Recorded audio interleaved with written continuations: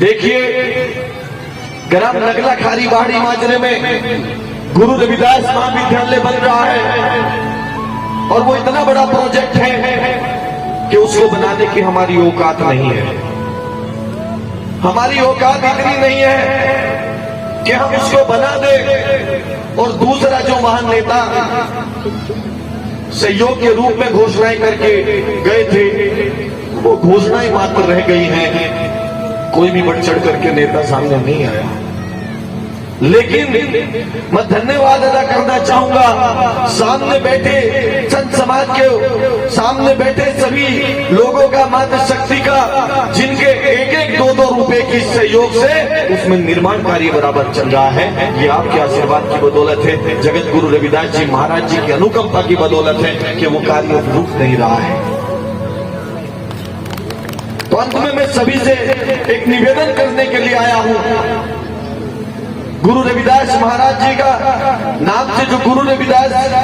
महाविद्यालय बनने जा रहा है, हमारा सपना है कि वो आगे चल करके एक विश्वविद्यालय के रूप में यहाँ स्थापित हो और देश और दुनिया में नाम इस सहारनपुर की पावन भूमि का जाए कि जगत गुरु रविदास जी को मानने वाले लोग जो सहारनपुर के अंदर हैं, वो गुरु रविदास जी महाराज जी के द्वारा जो कही गई वाणी थी, जो बताए गए रास्ते थे, उस पर चल करके समाज को उन्नति की ओर साथ लेकर के चल रहे हैं, वो हमारे लिए गर्व की बात होगी, समाज के लिए गर्व की बात होगी। इसलिए मैं आपसे गुजारिश करने के लिए आया हूं कि जिसके पास भी जो भी सहयोग हो सकता है वो सहयोग करने का काम करें।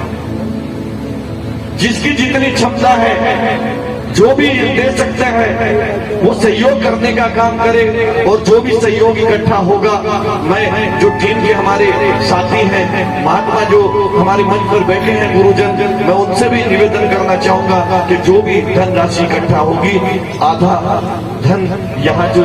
आश्रम में कार्य चल रहा है उसमें दे दिया जाए और आधा धन जो महाविद्यालय का कार्य चल रहा है उसमें दे दिया जाए। तो मैं टीम के लोगों से निवेदन करना चाहूंगा गुरु जी के चरणों में खड़ा होकर के कि जो हमारी मातृशक्ति बेटी हैं वो भी इधर से एक दो खड़ी होकर के जो भी जिसकी क्षमता है सहयोग देने का काम करे, इकट्ठा करने का काम करे। और इधर जो हमारे नौजवान साथी बैठे हैं वो भी साथ खड़े होकर के जो भी सहयोग दे सकता है, जो जिस रूप में दे सकता है उसे सहयोग लेने का काम करे, क्योंकि वो बहुत बड़ा प्रोजेक्ट है। और साथ में हमें आश्रम भी बना करके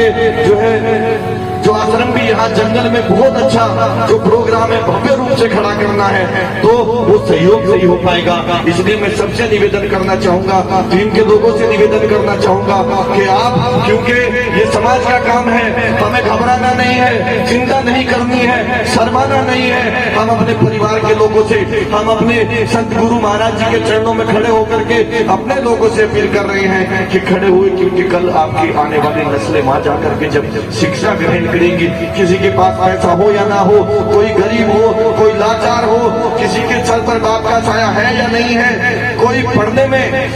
इतना अफोर्ड नहीं कर पा रहा, उसके पास धन नहीं है, लेकिन उसकी शिक्षा नहीं रुकेगी जब गुरु रविदास महाविद्यालय बनकर के खड़ा हो जाएगा। तो मैं ये हमारे जो भाई सहयोग दे के गए हैं ये विषय में डाल रहे हैं। देखिए, हमारे बीच में मातृशक्ति बैठे हैं। मैं सिर्फ दो बात उनसे कह करके अपनी बात को समाप्त करूं।